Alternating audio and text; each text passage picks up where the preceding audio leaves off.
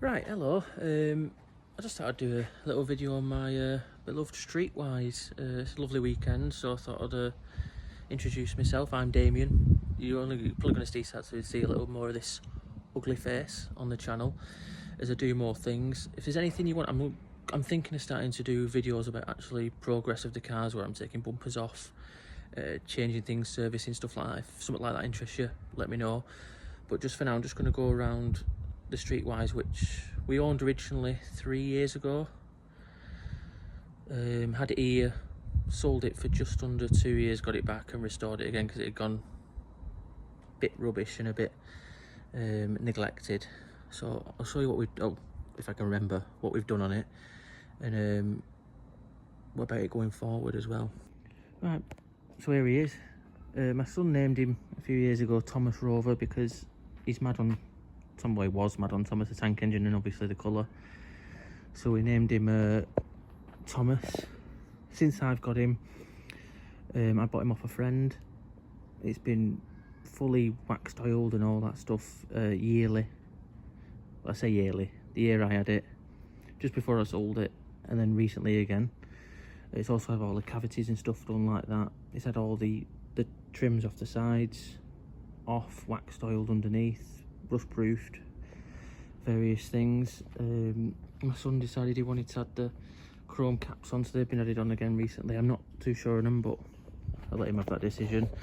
He'd had the number plates upgraded a couple of years ago, so I had the little Streetwise logo put on. Usual with these later Rovers, the badge was absolutely corroded and just needed replacing, so luckily I found a replacement new one. It's not long come back from having head gasket, water pump belts, various other things which cost a fortune on it, as you can imagine, to keep it running, because I do like to keep these cars, especially the R3s, I want to keep as many of them going as I can. As I've said in previous videos, most people like to keep the 75s and restore the 75s, or the MG versions of all the other three Rovers. So I want to do Streetwises and 200s and 25s. It's also had the early Rover 200 cover put on there. As you know, the later cars, Rover sign went, it was just a blank that was put on there, so it looks nicer. Sound deadening as well went with Project Drive, so this is actually off thanks to Paul Roverman, who does Project Nigel. Follow him on YouTube. He's got some good videos about Rovers and actually doing work on them. This is off a Rover 25 diesel, so I put that on for soundproofing. It's had details after details as it's gone along over time. Recently changed the vents from painted silver to chrome. It's got a chrome glove box as well now. I am going to look at getting a replacement badge made from, I think he's called Albany Prince or something like that on Facebook, to match the blue and make it look nice. It's got genuine Streetwise mats.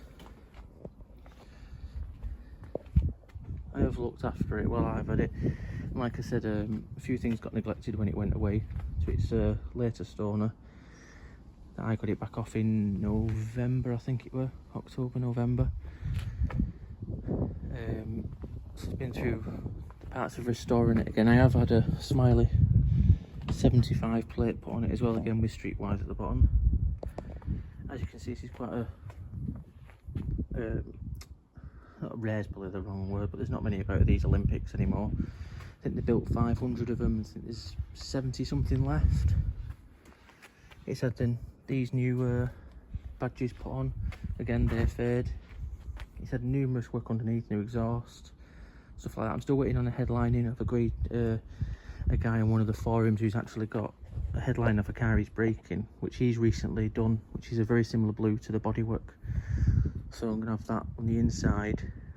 That's why you can see that the bits are all in the box on the floor, and the sun visors are there because he's put the roof lining back in. I upgraded, if you can call it an upgrade, this. Obviously on the later cars it's just a blank which follows the contour of the dash, so that was changed to an early one. I think it was ZR that actually. It's had the heater resistor change, so they all work, 'cause obviously it's not switched on, but they all work on 1, 2, 3 and 4, because that fails. All the buttons work, again they fail on the later cars. Everything was built even more to a budget as Project Drive went along. It's got, believe it or not, it's a Rolls Royce cigarette lighter thing, whatever you want to call it. But apart from that I can think of off the top of my head. I'm sure I'm missing stuff. I have an awful memory. Oh, it's had a full set of new tyres as well. I'm going to put a new couple of strut mounts on it at the front. And I think that's it. Wheels need refurbing as well. But it is a lovely car, and I've spent money on it, a lot of money. And as you know, with all these, if you want to call it a retro, it's not a classic car, is it? Retro cars, this is, it's 20 years old this year. In November I think it was registered, if I remember rightly. So they need stuff as they get older. Luckily never been welded yet, because normally they go on the back arches here, and also with the Streetwises, as you can imagine, with the plastic covers which are on the front and on the back, they rust under there. The back's perfectly fine. The fronts have a tiny hole on each wing, but they are going to be taken off, replaced, new wings. But again, it's not coming through or anything yet, so it's not going to be something that's done now, because it doesn't need to be. But the car is a very solid tub. It's obviously been well loved before I got it. And luckily it's one that will get saved, and it's not going to be one I'm selling at all.